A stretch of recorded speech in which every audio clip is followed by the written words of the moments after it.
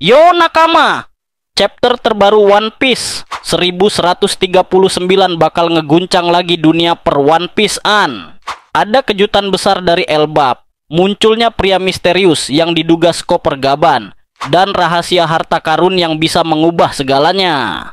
Siap-siap, karena kita bakal bahas spoiler lengkapnya di video ini.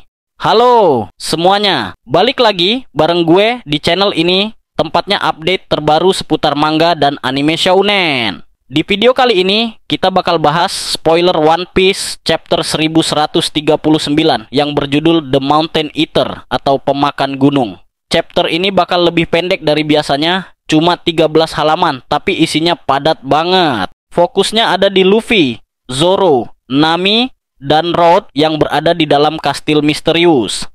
Nah, di sanalah kejadian-kejadian mengejutkan mulai terjadi. Masuk ke dalam chapter, tiba-tiba ada seorang pria misterius yang muncul di dalam kastil. Banyak yang menduga bahwa dia adalah Chopper Gaban, salah satu kru legendaris Roger. Tapi anehnya, kotak presentasi mengenalkan dia dengan nama Yasan. Siapa sebenarnya dia? Apakah ini memang Gaban yang selama ini kita cari? Atau ini hanya tipuan Oda? Lebih lanjut, kita tahu bahwa pria ini memperkenalkan dirinya sebagai The Minister of Love atau Menteri Cinta. Kayaknya bakal ada Sanji yang lain. Selain itu, dia ternyata adalah partner Ripley dan ayah dari Kolon. Sepertinya, dia punya peran besar dalam cerita Elbap. Dan ini yang bikin makin heboh. Gaban membuka ruang harta karun rahasia di dalam kastil.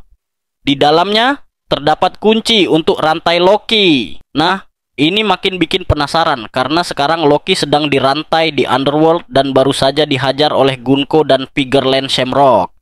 Di sisi lain, para raksasa di Elbap menjelaskan bahwa Usopp dan kru topi jerami sekarang sedang berada di pesta yang diadakan di tempat tinggal Chopper Gaban. Nah, di sini juga muncul informasi mengejutkan bahwa Gaban disebut sebagai tangan kiri Raja Bajak Laut, yang artinya dia adalah sosok penting di era Roger. Bahkan, dia disebut sebagai bintang legendaris yang setara dengan Roger dan Rayleigh.